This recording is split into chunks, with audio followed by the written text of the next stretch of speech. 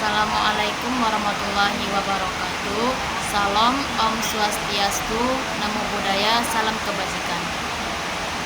Perkenalkan, nama saya Aina Salsabil, BP 2410360086. Di sini saya akan membahaskan tentang dalam mata pelajaran Sosiologi Hukum, dosen pengampu Bapak Herman Bakir SH. Nah, di sini saya akan langsung menjelaskan tentang judul artikel saya yang berjudul Independensi versus Akuntabilitas Hakim, Evaluasi Penegak Hukum Kasus Suap Pengurusan Perkara Perdata KSP Intinada. Di sini sebagai pilar utama penegak hukum dan keadilan, Mahkamah Agung Republik Indonesia memegang peran justisial tertinggi dalam memelihara keluhuran hukum dan memberikan kepastian yuridikal bagi masyarakat.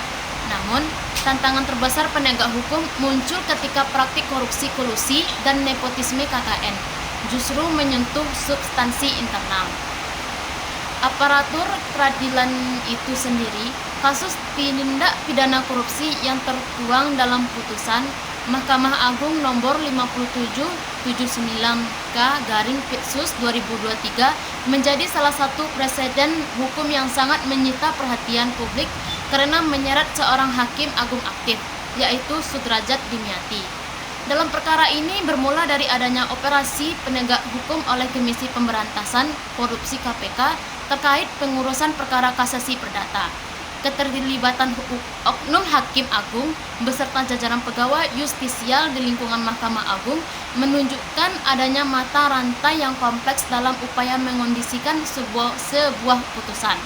Hal ini memicu diskusi mendalam mengenai urgensi pengawasan institusional, reformasi birokrasi dalam peradilan serta penegak hukum yang tidak pandang bulu mata demi menjaga marwah lembaga peradilan.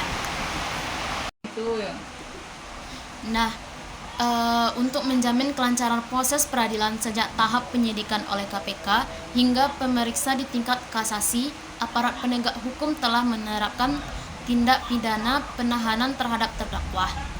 Berdasarkan catatan yuridikal, terdakwa resmi ditempatkan di dalam tahanan, rumah tahanan negara atau rutan sejak tanggal 23 September 2022 dan status penahanan tersebut terus diperpanjang secara sah hingga proses permohonan kasasi ini selesai diputus.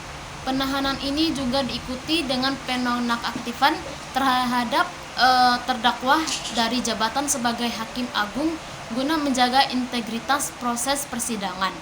Dalam menghadap terdakwa ke persidangan pengadilan tindak pidana korupsi pada Pengadilan Negeri Bandung, penuntut umum pada Komisi Pemberantasan Korupsi atau KPK,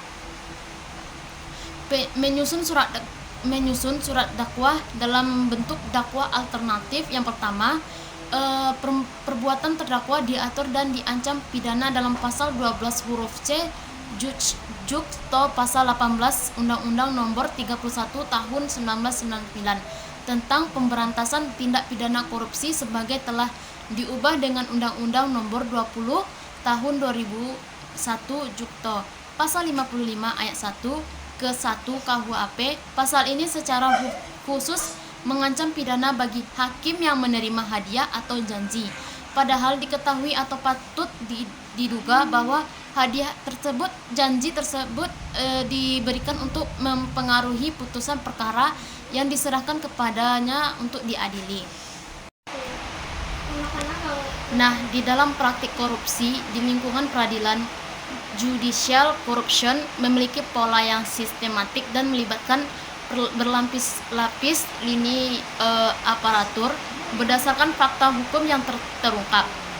Modus operandi dalam perkara ini mencerminkan konsep bureaucratic completion, keterlibatan birokrasi, di mana pengurusan perkara tidak dilakukan secara langsung, melainkan melalui rantai perantara internal Mahkamah Agung guna memutus deteksi hukum pola pengondisian perkara. Nah, di sini yang menjadi tersangka terhadap kasus suap, yaitu saksi di sini Haryanto Tanaka melalui kuasa hukum Theodorus Joseph Pereira menyiapkan dana sebesar 22 miliar khusus untuk memulaskan permohonan kasasi perdata agar diputus dalam tercapainya atau dikabulkan. Nah, di sini yang menjadi keterlibatan hakim justisial saksi Eli Tri Pangestu selaku hakim justisial bertindak sebagai jembatan terakhir untuk menyaring dan membawa kepentingan perkara tersebut langsung ke hadapan terdakwa. Eli menyampaikan alokasi dana khusus sebesar 80.000 US dollar kepada terdakwa. Realisasi putusan dan transaksi respon terdakwa yang menyatakan ya nanti dipelajari, diikuti dengan diterbitkan putusan sesuai pesanan atau dikabulkan. Transaksi penyerahan uang tunai dilakukan pasca putusan dengan menggunakan kata sandi tersebut. Menyamarkan perbuatan, Mahkamah Agung dalam putusan kasasi ini menguatkan pertimbangan judeks faksi bahwa perbuatan materi terdakwa telah memenuhi seluruh unsur pidana di dalam pasal 1 dalam pasal 12 huruf C Undang-Undang Nomor 31 Tahun 1999. Undang-Undang Nomor 20 Tahun 2001. Berikut adalah analisis dalam pemenuhan unsur hukumnya. Di dalam unsur hakim, kedudukan hukum sudrajat dimyati secara absolut memenuhi kualifikasi unsur ini. Terdakwa merupakan hakim agung aktif pada Mahkamah Agung Republik Indonesia yang memiliki kewenangan absolut untuk mengadili perkara pada tingkat kasasi. Dalam unsur menerima hadiah atau janji, pembuktian unsur ini di dalam pada jalinan kesaksian yang saling bersesuaian chain of efficiency antara saksi Eli Tri Pangestu, Muhajir Habibi, dan Desi Yusatri, meskipun tidak ada penyerahan yang tertangkap tangan langsung pada terdakwa secara fisik. Komitmen janji pemberian 80.000 US dollar yang telah diinspeksi yang disetujui terhadap hukum dikategori sebagai bentuk menerima janji dalam delik korupsi. Unsur diketahui atau patut diduga hadiah atau janji diberi untuk memenuhi putusan perkara terdakwa, menyadari bahwa kedatangan Eli Tri Pangestu yang membawa amplop pengurusan perkara perdata KSP inti dana secara spesifik bertujuan untuk memenangkan pihak pemohonan. Tindakan terdakwa yang tetap memutuskan atau dikabul membuktikan adanya hubungan kausalitas kausal verban antara janji suap dengan produk hukum yang dihasilkan. Nah, berdasarkan kesimpulan yang saya sampaikan dalam tentang analisis yuridikal dan pembahasan materi terhadap perkara tindak pidana korupsi yang melibatkan mantan hakim Agung Sudrajat Dimyati, dalam beberapa kesimpulan krusial dapat ditarik sebagai terhadap validitas pembuktian yuridis melalui saksi berantai scan of the evidence. Meskipun terdakwa melakukan penyangkalan secara konsisten di persidangan mengenai penerimaan uang suap, Mahkamah Agung menilai bahwa judeks fakti Pengadilan Negeri di Pengadilan Tinggi telah menerapkan hukum pembuktian secara tepat. Rangkaian kesaksian dari saksi Theodorus Joseph Pereira, Desi Yusatria, Muhajir Habibi, hingga Eli Tri Pangestu secara materi saling kesesuaian. Operasional ilegal sebesar 800 miliar dalam bentuk pecahan dolar Singapura untuk mengondisikan perkara perdata kasasi atau KSP agar diputus kabul.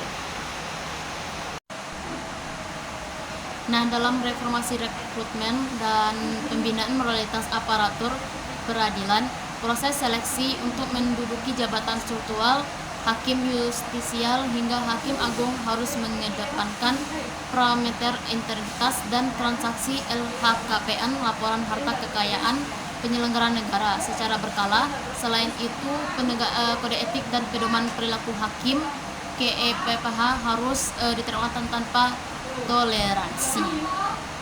Marwah kepercayaan publik.